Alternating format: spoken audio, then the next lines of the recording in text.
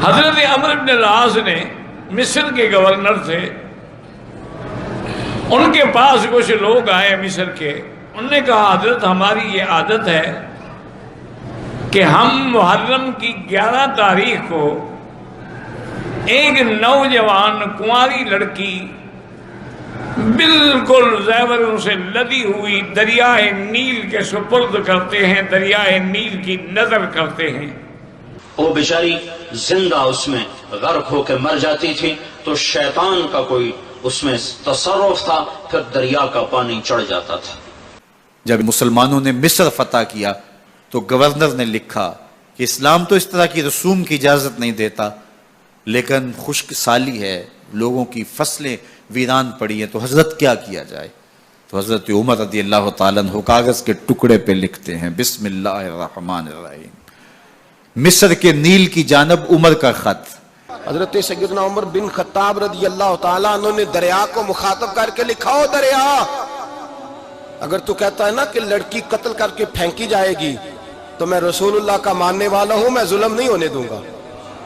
ہمیں تیرے پانی کی ضرورت ہی کوئی نہیں، تو بے شک پانی نہ دے، اور اگر تو اللہ کے حکم سے بہتا ہے، اگر تو اللہ کے حکم سے بہتا ہے تو پھر اللہ کا بندہ اور مصطفیٰ کا غلام عمر تجھے حکم دیتا ہے کہ فوراً بہنا شروع کر دے۔ کہ جیسے ہی مسلمانوں کے دوسرے خلیفہ امیر المؤمنین فاروق اعظم رضی اللہ تعالی عنہ کا مبارک خط دریا میں دفن کیا گیا، فوراً ہی دریا جاری ہو گیا۔ اور اللہ کی شان ہے کہ حضرت عمر کے اس خط کے بعد سے لے کر آج تک پھر نیل بند نہیں ہوا۔ اب آ جائیے مثال نمبر 2 کی طرف، اور یہ تو کسی حدیث کی کتاب میں بھی نہیں مثال نمبر 2، لیکن یہ بچے بچے کو پتا ہے، یہ تاریخی روایت ہے بے سند من گھڑت جھوٹی، کہ سیدنا عمر فاروق رضی اللہ تعالیٰ عنہ نے ایک دفعہ جب عمرو بن عاص رضی اللہ تعالیٰ عنہ کا خط آیا مصر سے کہ یہاں پر دریائے نیل جاری نہیں ہوتا، تو سیدنا عمر نے خط لکھا اور اس پہ لکھا کہ اگر اللہ کے حکم سے چلتا ہے تو میں تجھے حکم دیتا ہوں کہ تو چل پڑ، تو وہ چل پڑا، ولیعاذ باللہ تعالی۔ بھائیو یہ طریقہ حضور صلی اللہ علیہ وسلم حضرت عمر کو بتا کے گئے تھے کہ جب قحط سالی ہو جائے تو یہ کام کرنا، ہو ہی نہیں سکتا، تو یہ بالکل جھوٹا واقعہ، اور اس کو پھر نام دیا جاتا ہے کرامت کا۔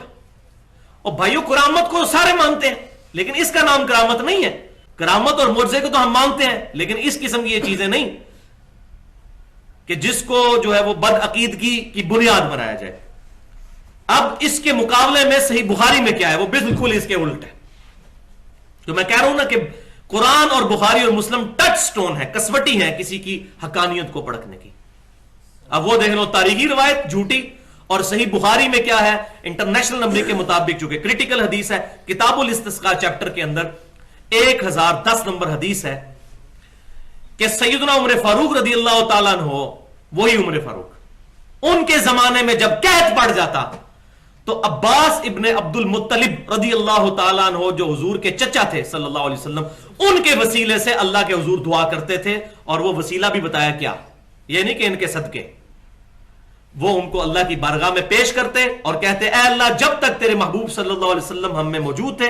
ہم ان کو تیری بارگاہ میں پیش کیا کرتے تھے، ان کی دعا کی برکت سے تو بارش نازل فرماتا تھا، اب ہم تیرے نبی صلی اللہ علیہ وسلم کے چچا کو لے کر آئے ہیں۔ انس بن مالک کہتے ہیں کہ ان کی دعا کی برکت سے اللہ تعالیٰ بارش برسا دیتا۔ تو یہ حضرت عمر کا طریقہ تھا قحط سالی کو دور کرنے کا، یہ نہیں کہ خط لکھتے تھے، وہ یہاں بھی خط بادلوں میں پھینک دیتے، یہ سب جھوٹی باتیں، عجیب قسم کی قصہ کہانیاں امت کو خوش کرنے کے لیے، اور یہ نہیں پتا کہ اس کے ذریعے سے کتنی بد عقیدگی امت کے اندر پھیل رہی ہے، وَلِعَوْذُ بِاللَّهِ تَعَالَى۔